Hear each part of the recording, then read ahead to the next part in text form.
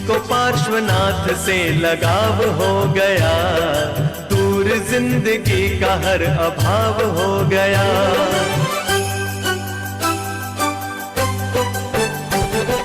जिनको पार्श्वनाथ से लगाव हो गया, दूर जिंदगी का हर अभाव हो गया। जिनको पार्श्वनाथ से लगाव हो गया, दूर जिंदगी का हर अभाव हो गया। जा मिली है वो नदी सागर में जरूर, जा मिली है वो नदी सागर में जरूर, जिसका ठीक राह में बहाव हो गया। जिनको पार्श्वनाथ से लगाव हो गया, दूर जिंदगी का हर अभाव हो गया। जिनको पार्श्वनाथ से लगाव हो गया, दूर जिंदगी का हर अभाव हो गया।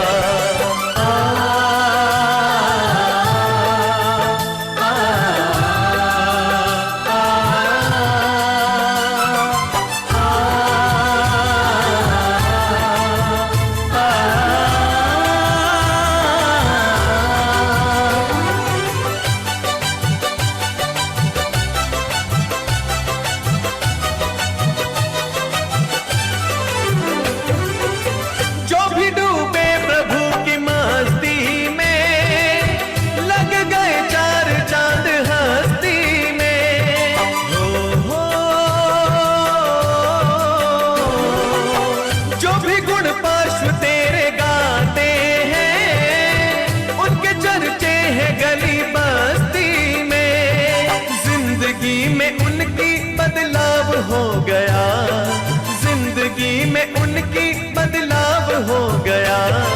जिनको पार्श्वनाथ से लगाव हो गया, दूर जिंदगी का हर अभाव हो गया।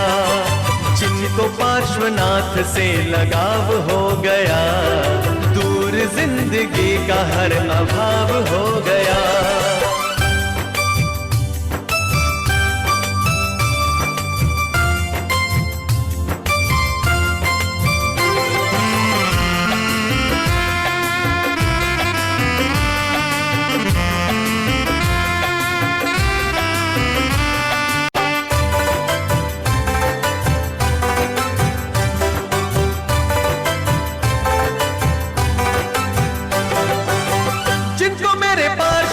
सहारा है, उनका मझधार में किनारा है। हो जो भी पूजे हैं मेरे दादा को, हिम्मत कभी न वो हारा है। हर हाल में खुश रहने का स्वभाव हो गया, हर हाल में खुश रहने का स्वभाव हो गया। जिनको पार्श्वनाथ से लगाव हो गया, दूर जिंदगी का हर अभाव हो गया। जिनको पार्श्वनाथ से लगाव हो गया, दूर जिंदगी का हर अभाव हो गया।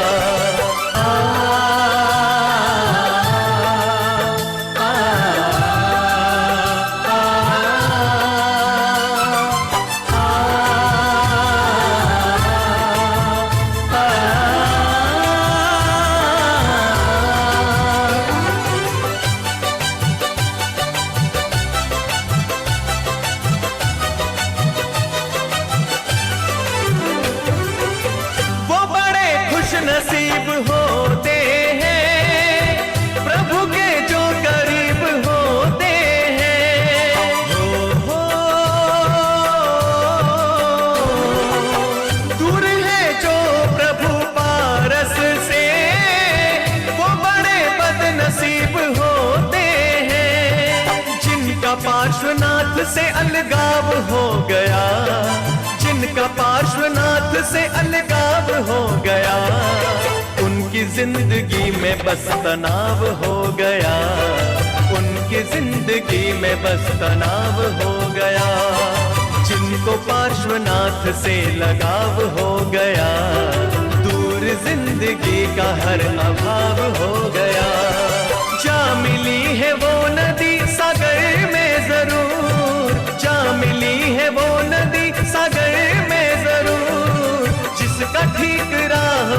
बहाव हो गया, जिनको पार्श्वनाथ से लगाव हो गया, दूर जिंदगी का हर अभाव हो गया।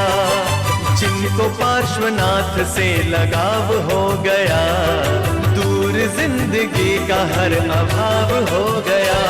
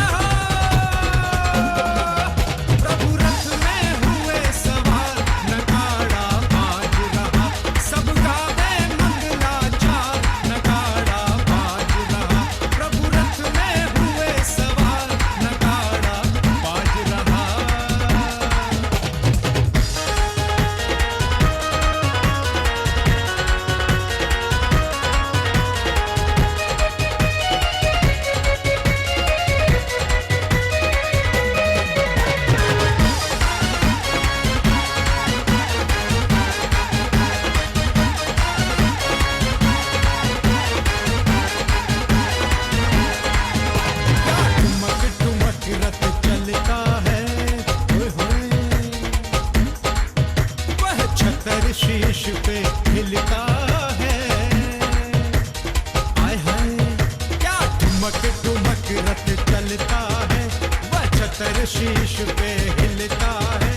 क्या छाई अजब बहार, क्या छाई अजब बहार, नगाड़ा बाज रहा, प्रभु रथ में हुए सवार, नगाड़ा बाज रहा, सब गावे मंगलाचार, नगाड़ा बाज रहा।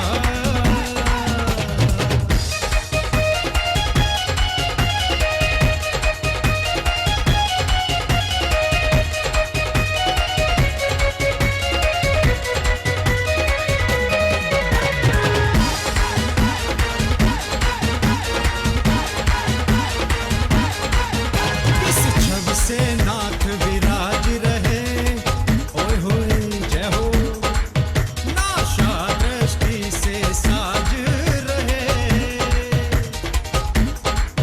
किस छवि से नाथ विराज रहे, नाशा दृष्टि से साज रहे, सब बोले जय जयकार, जय हो, सब बोले जय जयकार, नगाड़ा बाज रहा, प्रभु रथ में हुए सवार, नगाड़ा बाज रहा, सब गावे मंगलाचार, नगाड़ा बाज रहा।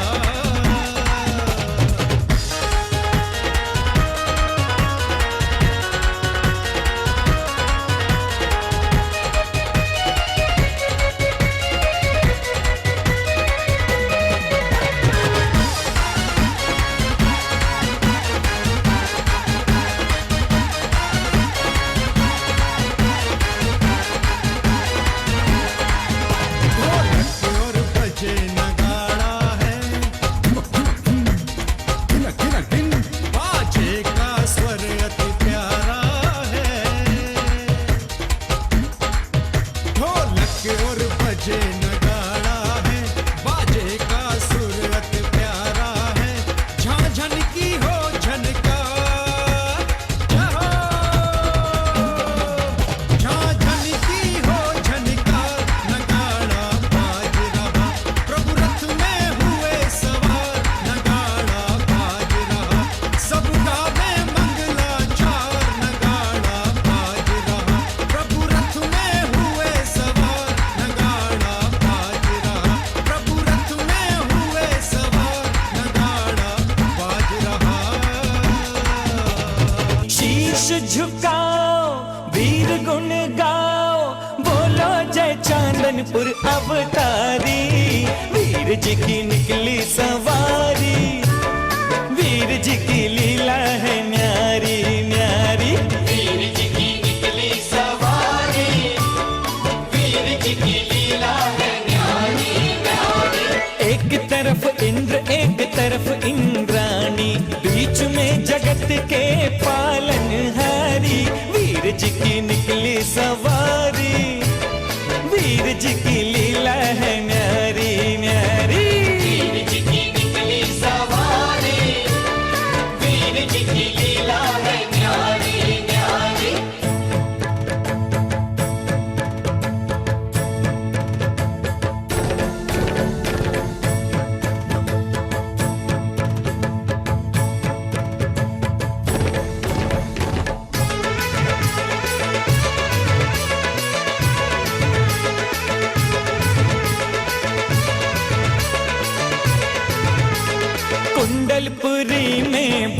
है बधाई, शुभ घड़ी प्रभु के जन्म की है आई। शुभ घड़ी प्रभु के जन्म की है आई। भक्तों में भारी आनंद छाया, अवसर बड़ा मन भावन है आया।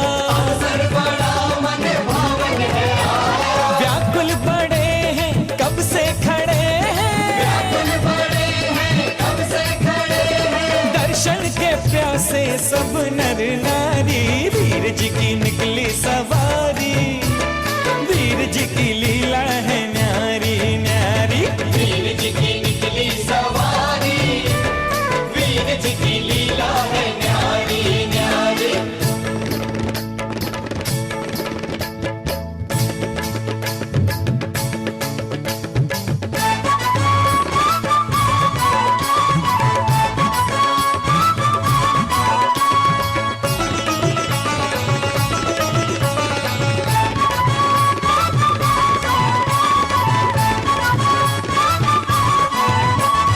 आई है घड़ियां कितनी सुहानी, इंद्रों के संग संग नाचे इंद्राणी। इंद्रों के संग संग नाचे इंद्राणी। ढोलर नगाड़े बजते हैं प्यारे, चारों तरफ गूंजे जयकारे। चारों तरफ गूंजे जयकारे। ओ रथ लागे प्यारा अनुपम नजारा, लागे प्यारा अनुपम नजारा। आई है भक्तों की भीड़ बड़ी भारी, वीर जी की निकली सवारी, वीर जी की लीला है न्यारी न्यारी। वीर जी की निकली सवारी, वीर जी की लीला है न्यारी न्यारी। एक तरफ इंद्र एक तरफ इंद्राणी, बीच में जगत के पालनहारी, वीर जी की निकली सवारी, वीर जी की लीला है न्यारी न्यारी। वीर जी की निकली सवारी, वीर जी की लीला है न्यारी न्यारी।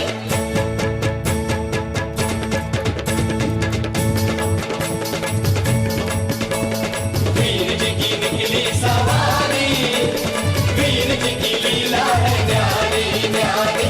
वीर जी की निकली सवारी, वीर जी की लीला है न्यारी न्यारी। वीर जी की निकली सवारी, वीर जी की लीला है न्यारी न्यारी।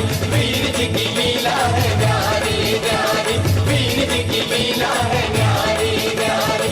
वीर जी की लीला है न्यारी न्यारी। तीर्थंकर प्रभु तीर्थंकर प्रभु, तीर्थंकर प्रभु करना कृपा अब मुझ पर, हे प्रभु मुझ पर, हे प्रभु मुझ पर। जय जय तीर्थंकर, कलश हाथों में लेकर करूं अभिषेक प्रभु पर।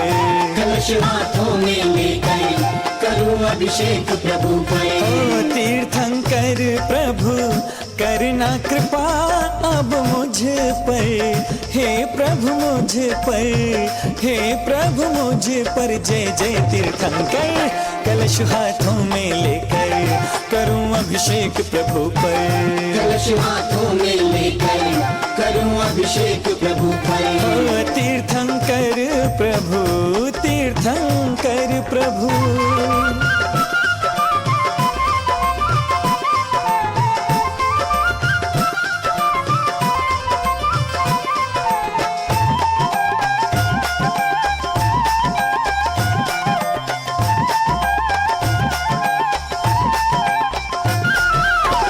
पुण्यवान पितु मात के नंदन, पुण्यवान पितु मात के नंदन, तीर्थंकर जिन सूर्य को वंदन। इंद्रों द्वारा पूज्य हुए जिन वर, हो इंद्रों द्वारा, इंद्रों द्वारा पूज्य हुए जिनवर। जय हो जिनवर, जय जिनवर जयत जय जय तीर्थंकर, कलश हाथों में लेकर करूं अभिषेक प्रभु पर। कलश हाथों में लेकर करूं अभिषेक प्रभु पर। ओ तीर्थंकर प्रभु, तीर्थंकर प्रभु। मित्रों, आप सभी को सादर जय जिनेंद्र। मैं नोनी जैन नमोकार चैनल से आपको ये बताते हुए अति हर्ष हो रहा है कि आज हम रामप्रस्था में आए हुए हैं आंचल स्वास्थ्य केंद्र में, और यहाँ पर श्री जी की भव्य रथ यात्रा समारोह अभी अभी संपन्न हुई। अभी हम मंदिर की समिति से मिलते हैं और इनसे ही चर्चा करते हैं आज के कार्यक्रम के विषय में। तो सबसे पहले मंदिर जी के अध्यक्ष श्री सतीश जैन जी से बातचीत करेंगे। ये हमारा वार्षिक रथ यात्रा महोत्सव है। 2 साल से हमारा ये लगातार चल रहा है। 2 साल पहले हमारा पंचकल्याणक हुआ था और रामप्रस्था ग्रीन के अधिकांश लोग हमारे मेंबर हैं। उनकी सारी व्यवस्था के अंतर्गत हमारे ये रथ यात्रा का कार्यक्रम होता है और आगे भी इसी तरीके से दिसंबर में होता रहेगा। संजीव जी, आपसे जानना चाहेंगे, इतने भव्य समारोह में कितने एफर्ट्स लगे, कितने दिन से तैयारियां शुरू की आप सभी ने, सबका सहयोग आप भी एक बार बताइए कि किन किन लोगों ने बढ़ चढ़कर योगदान दिया। कि हमारी पूरी कमेटी यहाँ पर मौजूद है। इसमें जो हमारी एक रथ यात्रा की कमेटी का एक विशेष उसका अधिकार दिया गया था, जिसमें 3-4 मेंबर हैं, जिसमें नवीन जी भी हैं, जैन साहब भी हैं उसमें। तो उनका पूरा ये देखना था कि जो रथ यात्रा है उसको किस रूप से हम अच्छी तरह से बना पाएँ, और इन्होंने सभी ने बढ़ चढ़ के काम किया। मनोज जैन जी हैं जो सचिव हैं इस समय हमारे। तो एक पूरा का पूरा ये देखने में आया कि रामप्रस्था ग्रीन पर आसपास के लोगों को भी हमने उसमें सम्मिलित किया और रथ यात्रा को एक भव्य बनाने के लिए, क्योंकि हम ये मान के चलते हैं जैन समाज हमारा एक भव्य यात्रा से गुजर रहा है। और जैसे आपने बताया कि हमारा वैशाली से वैशाली में भी मंदिर है सागर महाराज जी के अंतर्गत, उनका भी वो प्रोग्राम चल रहे हैं और हमारे उस प्रोग्रामों में भी हम बढ़ चढ़ के हिस्सा ले रहे हैं। मेरे ख्याल से हमारे को 1-2 दिन में शिवसागर महाराज जी से भी मिलना है। शायद शिवसागर जी वहाँ पर भी कुछ ना कुछ एक बड़ा आयोजन कर रहे हैं और हमारे यहाँ पर भी वो आयोजन होगा। तो इसी तरह से हमारा ये प्रोग्राम चल रहा है। काफ़ी आपने भी देखा होगा, ये यात्रा पूरी बढ़ती रही है। आगे जैन समाज के अलावा भी काफ़ी लोग उस पर जुड़े रहे हैं। धन्यवाद। अब सचिव जी से जानना चाहेंगे, जैसा कि अभी संजीव जी ने बोला कि आसपास के क्षेत्रों के समाज को भी हमने सम्मिलित किया। बहुत बार समाज में ऐसे बड़े आयोजनों में थोड़ी बहुत खटपट हो जाती है, समाज में बिखराव, या सबको आप जानते हैं कि नाम फेम एक सभी को अट्रैक्ट करता है। तो इन सब चीज़ों की व्यवस्थाएं किस प्रकार की कि पूरे समाज को खुश रख सकें? जय जनेन। देखिए, जैसे आपने पूछा कि भाई समाज में अनबन, ये हम लोगों का बहुत छोटा सा समाज है। पर जैन समाज में सबको अपनी अपनी एक समस्या या अपना अपना एक नाम चाहिए होता है, परंतु हमारा जो रामप्रस्था ग्रीन जैन समाज है वो अभी इस चीज़ से अछूता है। अगर किसी के मन में भी है फेम पाने की, तो वो उसके अंदर ही मन में है, बाहर कभी जाहिर नहीं हुई है। उसका कारण यह है कि हम जितना भी हमने श्री पारस धाम जैन मंदिर में हमने जो कमेटी बना रखी है, उसी के अंतर्गत हमने हर कार्य के एक छोटे छोटे ग्रुप नियुक्त कर दिए। जैसे आज की रथ यात्रा का ही था, तो इसमें हमने पहले ही उसके अंदर रथ यात्रा कमेटी, धार्मिक यात्रा कमेटी बना रखी थी और उनके सहयोग में हमने 3 जने और जोड़ दिए। तो 8 जनों की मेंबर ने सबने मिलके यथा योग्य जो चीज़ों की ज़रूरत थी उस यात्रा को भव्य करने के लिए वो समय समय पर काम करते रहे। और उन्होंने ही उनको कमेटी की जो सलाह थी वही तभी दी गई जब हमने देखा कि भाई कुछ इसमें कुछ कमी नज़र आ रही है, परंतु उन्होंने किसी भी चीज़ का कहने का मौका नहीं दिया। तो इस मारे हमारे समाज में अभी भी हम लोग ये अनबन से अभी अछूते हैं। और जो थोड़ी बहुत देखो तो जो जहाँ 2 बर्तन होते हैं खटकते ही हैं, परंतु हमारे यहाँ उनकी अभी आवाज़ गूंजी नहीं है। तो यही कारण है कि हमारे समाज दिन पर दिन धीरे धीरे तरक्की कर रहा है और हमारे साथ हमारे रामप्रस्था ग्रीन सोसाइटी के समाज के अलावा बाहर का समाज भी जो है, वैशाली, वसुंधरा, इनका समाज बहुत बढ़ चढ़कर हिस्सा ले रहा है। उसका कारण यही है कि हमारे यहाँ सबको प्रेम और सबको आदर मिलता है और दिया जाता है। धन्यवाद। तो मित्रों, आप सब भी ऐसे समाज से एक सीख ले सकते हैं। अब हम बातचीत करेंगे श्री अरुण जैन जी से। इस कार्यक्रम के कहीं ना कहीं ऑर्गेनाइजेशन में इनकी बहुत महत्वपूर्ण भूमिका थी और कहीं ना कहीं हम इनके ही सहयोग से आज यहाँ पर भी हैं। तो जी बहुत बहुत आभार आपका, और बताइए आप आज के कार्यक्रम। हाँ, सभी को जय जिनेंद्र। क्या है कि 2 साल पहले 2021 में हमारे पंचकल्याणक हुआ था 5 से 10 दिसंबर तक।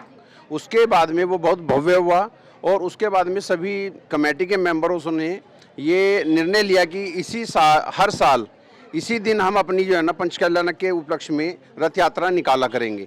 इसी तरीके से आज दूसरी ये पंचकल्याण ये रथ यात्रा थी हमारी, और ये बहुत भव्य है, सभी ने देखा ही है। सभी को जय हिंद। तो मित्रों, अब जो हमारा धार्मिक कार्यक्रम है इस मंदिर जी से कंसर्न, उनके मुख्य संयोजक नवीन जैन जी से भी थोड़ी चर्चा करते हैं आज के कार्यक्रम के विषय में भी, और भी जो इनके मन के भाव नमोकार चैनल के माध्यम से जो ये व्यक्त करना चाहते हैं। सभी भाइयों को जय जिनेंद्र। और नमोकार मंच चैनल का सबसे पहले मैं शुक्रिया अदा करना चाहूँगा कि जिन्होंने हमें इस भव्य कार्यक्रम का टेलीकास्ट या इसकी रिकॉर्डिंग करी है, तो आपका बहुत बहुत आभार सबसे पहले। तो उसके बाद मैं कहना चाहूँगा कि मुझे एक जिम्मेदारी सौंपी गई थी हमारे समाज के द्वारा, हमारे अध्यक्ष महोदय द्वारा, एक विश्वास के तौर पे कि रथ यात्रा का जो है संयोजक करना है हमने। और भगवान पारसनाथ की कृपा से और अपने सहयोगी श्री सुशील जैन जी, श्री अरुण जैन जी और हमारे श्री रोहन जी हैं, और भी जो सहयोगी हैं, उनके सहयोग से हमने उसको जो है पूर्णता से निभाया भी है। और भगवान की कृपा से बहुत अच्छा कार्यक्रम हुआ, आपने देखा भी है आज, बिना किसी विघ्न के, निर्विघ्न और बहुत भव्य तरीके से। और मैं सबकी एकता के साथ, ये एक मिसाल है कि आपने बिल्कुल ठीक कहा था अभी कि ऐसे आयोजनों में मन में कुछ ना कुछ खटास आ जाती है, लेकिन भगवान की असीम कृपा है हमारे ऊपर कि हमारे आपस में किसी के भी ऐसा कुछ नहीं हुआ है। और मैं चाहता हूँ लेकिन थोड़ा बहुत हो, क्योंकि जहाँ थोड़ी खटपट ना हो ना, वहाँ मज़ा नहीं आता। हर चीज़ में थोड़ा जो मसाला भी होना चाहिए वरना बोरियत हो जाती है ना। मैं रथ यात्रा संयोजक कमेटी में हूँ, और हम जितने हमारे मेंबर हैं, सब मेंबरों ने मिलकर इतना अच्छा काम किया है कि रथ यात्रा की शोभा देखते ही बनती है। और मैं नमोकार मंच चैनल का धन्यवाद करता हूँ कि इन लोगों ने हमारी कवर किया हमारे प्रोग्राम को, उसके लिए मैं सबको धन्यवाद करता हूँ, अपने कमेटी को, अपने सदस्यों को, और आने वाले अतिथियों का भी स्वागत करता हूँ। धन्यवाद। इन सबके साथ आपने काम किया, सबके साथ आपका जनरेशन गैप है, और जनरेशन गैप में वही होता है कि बड़े थड़ी अपनी चलाने की कोशिश करते हैं और छोटे अपने अनुसार, वो आज की पीढ़ी की हैं तो वो एडवांसमेंट के साथ काम करें। नहीं, मैं तो अभी इन्हीं की सुन रहा था, कोई दिक्कत नहीं लगी ऐसे। बोल रहे हैं अभी सुन रहा हूँ, बाद में भरपूर सुनाऊंगा। और कुछ कहना चाहते हैं हमारे जो जैन समाज के बच्चे, उनको कोई मैसेज देना चाहें? धीरे धीरे सबको मंदिरों से जुड़ना चाहिए, और जुड़ेंगे जब भी जैन समाज आगे बढ़ेगा। नोनी जी, मैं आपका अपने समाज के एक बहुत ही प्रतिष्ठित और बहुत समाज सेवी और धार्मिक व्यक्ति से परिचय करा रहा हूँ। इनका नाम है डॉक्टर SP जैन। ये आगरा यूनिवर्सिटी से एज ए केमिस्ट्री डिपार्टमेंट के head of the department retired हैं, और इनका अपना गोल्ड का व्यापार है। इसके बावजूद भी 12 महीने 365 दिन ये सुबह सुबह अभिषेक करने आते हैं, पूजा प्रचार करते हैं, और हमारी मंदिर के पूजा पाठ कमेटी के अध्यक्ष हैं। ये इन्हीं के अंडर में सारी पूजा पाठ की व्यवस्था होती है। और साथ साथ सोनागिर जो हमारा तीर्थ क्षेत्र है, उसके ये अध्यक्ष भी हैं और कोषाध्यक्ष भी हैं। वहाँ पे जितना भी निर्माण हो रहा है वो सब इन्हीं की देखरेख में हो रहा है, और बहुत ही सरल व्यक्तित्व के हैं। अब जो आप इनसे पूछना चाहें, क्योंकि आपने कहा था तीर्थ कमेटी, तो वो ये हमारे यहाँ सच हैं जी। तो तीर्थों का संरक्षण, संवर्धन और विकास आज के समय में बहुत ही आवश्यक है। जैसा कि हम सभी जानते हैं कि एक समय लगता है ऐसा भयावह समय ना आ जाए जब हमारा जैन धर्म हाशिए पे पहुंच जाए। तो हमें सचिव जी ने तो बहुत कुछ बताया डॉक्टर साहब के बारे में, अब हम इनकी ही ज़बानी जानना चाहेंगे कि ये क्या कहना चाहते हैं नमोकार चैनल के माध्यम से। नमोकार मंच चैनल का बहुत बहुत धन्यवाद। ये हमारे जैन समाज के जो कार्य कर रहे हैं, कार्यविधि हैं, उस सब पर प्रगति प्रकाश डालता है और बहुत उद्धार कर रहा है, और इनका सहयोग काफ़ी अच्छा है। नमोकार चैनल जो है जैन धर्म के चैनलों में जो पारस चैनल था उसको पीछे छोड़ करके आगे बढ़ गया है। इसके लिए इन कार्यकर्ताओं को और जो पदाधिकारी हैं उन सबको बहुत बहुत धन्यवाद। जहाँ तक तीर्थ क्षेत्र कमेटी की बात है, ये निश्चित बात है कि हमारे तीर्थों पर ख़ास तौर से मोदी जी इस समय जैनों के बहुत विरोध में हैं। बाहर से कुछ दिखाते हैं, अंदर से कुछ है। जितने पुराने क्षेत्र हैं जो चाहते हैं जैन धर्म के क्षेत्रों पर कब्जा हमारा हो जाए और सनातन धर्म का बोर्ड लग जाए। अभी रिसेंटली मंदारगिरी पर इन्होंने राम का बोर्ड लगा दिया है। हमारे मिटाव जो तोय लिखे हुए थे, जो लिखी थी वास्तु भगवान का उनके भगवान को क्षेत्र को जहाँ चरण पादुका थी, जहाँ उन्होंने तप किया था और मोक्ष गए थे, उस जगह को बोर्ड लगा हटा दिया है। तो हम इसके सनातन धर्म के विरोधी नहीं है, किसी धर्म के विरोधी नहीं है। हम सब धर्मों का समागम करते हैं और अहिंसावादी हैं। लेकिन अब ये चाहते हैं जो हमारे तीर्थ क्षेत्र हैं उसकी सुरक्षा बनाए बन रही है, क्योंकि हमारे क्षेत्र अनादिकाल से हैं, उस पर हमने किसी पे कब्जा नहीं किया हुआ है और उन क्षेत्रों की सुरक्षा करना, उनको मेंटेन करना, ये हमारा फ़र्ज़ है। हम समाज से अपील करते हैं कि नए निर्माण तो होने चाहिए, लेकिन इसके साथ साथ जो तीर्थ पुराने क्षेत्र हैं, जो अच्छे क्षेत्र हैं, उसका संरक्षण बहुत आवश्यक है और उसके ऊपर ध्यान देना चाहिए। मैं जब कैलाश पर्वत मानसरोवर गया था तो मेरी भावना आई थी कि मैं जैन समाज से प्रयास करके एक यहाँ पर भी ऐसा निर्माण छोड़ूँ, एक छाप छोड़ूँ कि कैलाश पर्वत भी जैन समाज का है और उस पर शिव जी का अधिकार ही नहीं है। ये भी भ्रम है कि आदि भगवान आदि भगवान को ही शिव भगवान कहते हैं। बहुत बड़ा भ्रम चल रहा है कि वहाँ पर जाकर के हमने देखा कि वहाँ मोक्ष द्वार मार्ग है, मोक्ष द्वार है, उसके बाद आदिनाथ भगवान के संग शिव जी भगवान की प्रतिमा है, वो भी आती है, सब बर्फ़ में दबी हुई है, कुछ भी नहीं है। तो हम भी चाहते थे वहाँ पर भी हमारे कोई ऐसे क्षेत्र बने जो निशानी हो, जिससे पता लग जाए लोगों को, समाज को, दुनिया को, विश्व को कि आदिनाथ भगवान यहीं से मोक्ष गए थे।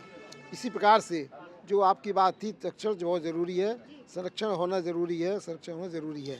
हमारी जो कमेटी है उसका दुर्भाग्य है कि वो पूरा काम नहीं कर पा रही है। ये बहुत पेपरों में भी आ चुका है, सब जगह आ चुका है, चैनल के माध्यम से बात आ चुकी है और हम समाज को पता है कि कमेटी इसके निष्क्रिय है या आपस में व्यक्तिगत स्वार्थों के रूप में वो समझौता करके पीछे हट जाती है।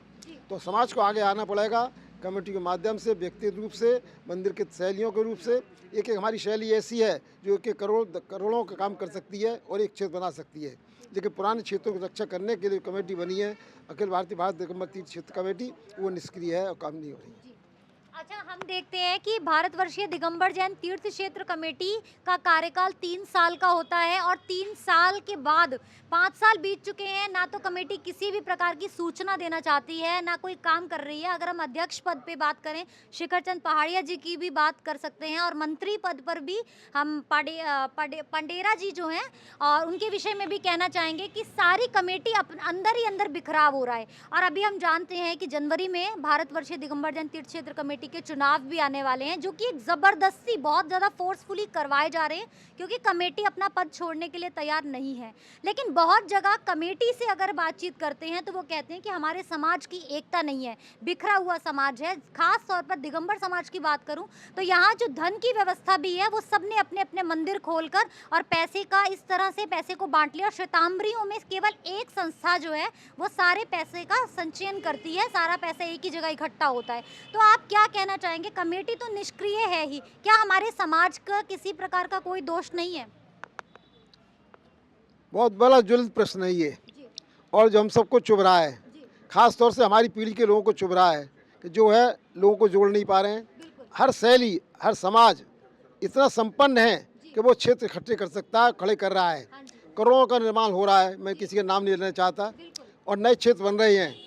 जो हमारा दुर्भाग्य कहिए, साधु संतों के भी योग है, पंडितों का है, विद्वानों का है, समाज का भी है, और जो समाज के पदाधिकारी बने उनका सहयोग भी है कि वो अपने अपने नाम के ऊपर अपने क्षेत्र फिक्स करते हैं, उसमें उनके नाम लेकर के, आड़ लेकर के अपना स्वार्थ सिद्धि कर रहे हैं। पैसे का दुरुपयोग न कर रहे हैं तो भी मानता हूँ, फिर भी जो निर्माण हो रहा है उसकी आवश्यकता नहीं है। आज समय है नई पीढ़ी को लाने का, जिससे जैन धर्म की सुरक्षा हो और चित्र पालन हो, उसकी तरफ झुकाव न हो करके अपने व्यक्ति नाम, स्वार्थ के नाम पर और लोग निर्माण कर रहे हैं। जो निर्माण जो है इसका विरोध नहीं करते हम, लेकिन उसकी आवश्यकता नहीं है, क्योंकि आगे चल के पीढ़ी में मंदिरों हम देख रहे हैं पूजा अभिषेक करने आते हैं, कितने लोग सहयोग कर रहे हैं और कितना आगे करेंगे। पीढ़ी दर पीढ़ी संख्या कम होती चली जा रही है। पुजारियों में भी जो कर रहे हैं उनमें भी आपस में विघटन भी है, मतभेद भी है, लेकिन उसको मतभेद छोड़ करके नई पीढ़ी आगे नहीं हो रही है। दर्शन वो जाति आज के रूप में क्षेत्र जितने विकसित हो रहे हैं सब पिकनिक के रूप में हो रहे हैं, चाहे महावीर जी हो, जा हो, चाहे कोई भी क्षेत्र हो, पिकनिक के रूप में ज़्यादा इस्तेमाल हो रहे हैं बजाय धार्मिक भावना के। तो इसलिए हमारा समाज चाहता है कि ये जो क्षेत्र हैं, कमेटियां हैं, उसका पुनर्गठन हो और शैली के रूप में अपनी व्यक्तिगत रुचि न छोड़ करके अखिल भारतीय स्तर पर उसमें एकता जाहिर करें। तो मित्रों, आपने भी समझा कि रुके हुए पानी में तो अपने आप ही बदबू आने लग जाती है, कीड़े हो जाते हैं। इनका हमेशा रिप्लेनिशमेंट होता रहना चाहिए और रिपीटेशन जो है नहीं होना चाहिए। कमेटियां नए नए चुनाव जैसे कि ऑर्गेनाइज होते ही रहते हैं, उनमें नए नए लोगों को आने का अवसर दे। सब सामंजस्य से काम करें। हमारा जैन समाज जो आपस में बटा हुआ है, ये बिखराव जो है खत्म करना होगा तभी, वरना तो पूरे अन्य समाज के लोग जैसा कि आज भी कब्जे कर रहे हैं वैसे ही हमारे तीर्थ क्षेत्रों को हड़पने के लिए लगे हुए हैं। एक समय पर हमारा जैन समाज विनाश के कगार पर पहुंच जाएगा इस तरह से, हमारी आपसी एकता के बिना। सादर जय जिनेंद्र, धन्यवाद।